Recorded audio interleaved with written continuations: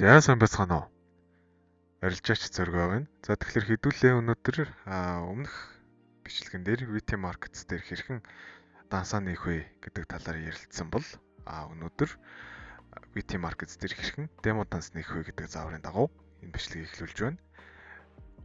За хэдүүлээ мэдээж эхний ээлжинд vtmarkets.com гэж ороод хэдүүлээ логин дээр дарнаа. За логин дээр дараад хэдүүлээ мэдээж мэйл дээрээс нь пассвордаа хийн. Минийх дээр болохоор орчихсон байгаа учраас заавалчгүй тийм юм их шаардлагагүй. За хэдүүлэнгийнх нь хамгийн ихний home зэсэн дээр байгаа хэдүүлэнгийнх нь дансыг харуулдаг. За дансан дээр хэдүүлээ ямар учир шалтгаан бэ гэхлээр ямар учир шалтгаантай вэ гэхлээр хэдүүлээ мэдээж данс байгаа учраас энэ хэсэг дээрээс ямар ч байсан демо дансыг хянах талаар ерөөхдөө бол харах болно гэсэн үг. За тэгэхээр хэдүүлээ яаж демо данс руу шилжих вэ гэхлээр live demo account гэсэн туршлуур дээр дараад хэдүүлэнгийнх нь данс өөрөө demo account руу орох хэрэгтэй. Одоо хэдүүлэнгийнх нь харж байгаа demo account гэсэн байна. За өмнөх энэ хоёрыг болохоор ерөөхдөө туршилтын данс болгож оруулсан. За тэгэхээр хэдүүлээ мэдээж шинээр нэгж байгаа учраас open demo account гэж дарах болно. За Open Demo Account гэдэг дээр дарсан тохиолдолд хэдүүлэнгийнх нь хувьд бол тодорхой хэмжээний сонголтууд хийх хэрэгтэй байдаг. За MetaTrader хэдүүлэнгийнх нь хэрэглэх платформ нь өөрөө MetaTrader 5 уу эсвэл MetaTrader 4 үү гэдгийг ерөөхдөө бол хэдүүлэнгээс нь асуудаг. Тэгэхээр MetaTrader 5-ыг ерөөхдөө бол би хэрэглэдэг учраас MetaTrader 5-ыг сонгож байгаа. За тэгэхээр энэ choose account type гэж байгаа нь болохоор ямар төрлийн данс нээх вэ гэдгийг хэдүүлэнгээс нь асууж байгаа. Тэгэхээр хэдүүлээ хоёр сонголт байна. За мэдээж стандарт нь болохоор хэдүүлэнгийнхэн стандарт хэрэглэгддэг данс байгаа. Одоо ихэнх брокер дээр байдаг. Тэгэнгүүт raw ECN гэсэн данс байдаг. За энэ данс нь ерөнхий ямар төрлийн арилжаачд илүү зөгтөг вэ гэхлээр илүү дуршлаг цуусан эсвэл scalper ч юм уу эсвэл автомат арилжаа эхлүүлдэг, бот арилжуулдаг тийм хүмүүст raw ECN данс нь ерөөхдөө бол маш тохиромжтой байдаг гэж зөвлөдөг. За тэгэхээр хэдүүлээ стандарт SDP гэдэг дансыг сонгох нь байна. За тэгэд хэдүүлэнгийнх нь валютын ханш.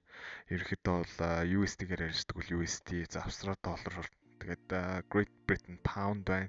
За тэгээд Канада доллар, евро, тэгээд GPI, Japan yen гэсэн үг. Тэгэхээр хэдүүлээ энэ чэнэс хамгийн гол өөрсдөө хэрэгэлдэг валютын ханшийг сонгох нь байна.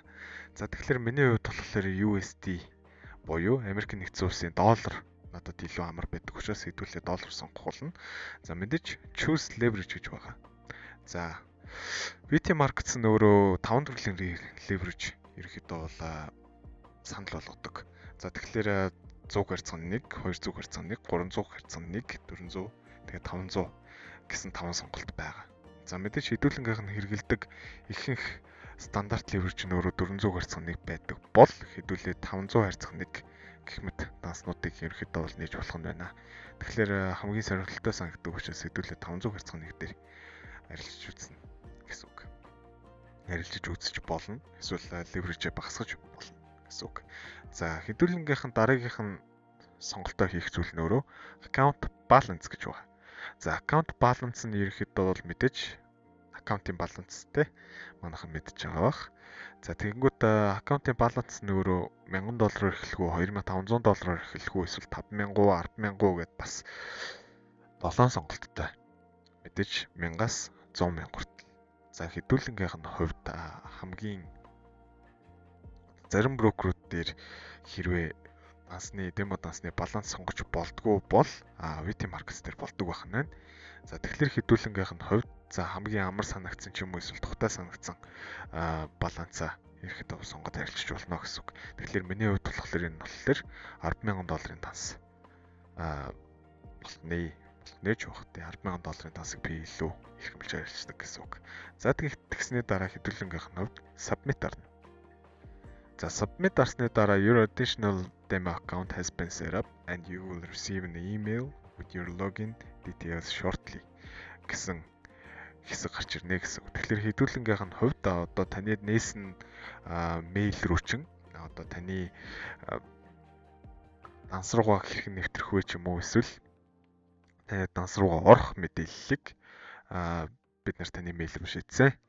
Та үнэг шалгаарай гэж байгаа гэсэн үг. За тэгэхээр хэдүүлээ мэдээж back to home page дараад за энэ чи за live account руу орсон байна. Хэдүүлээ дахиад демо болгоцгоё.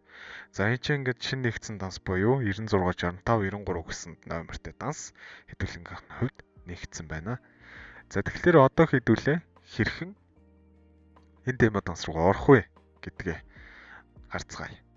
За хэсэг хугацааны дараа таны мэдээж бүртгүүлсэн мэйл дээр иймэрхүү мэйл орж ирсэн байх хэвээр. За congratulations your MT5 demo account is now open гэдэг хэсэгт ирэх гэсэн үг. За тэгэхээр MT5 логин тэгээд пассворттой нөгж байгаа.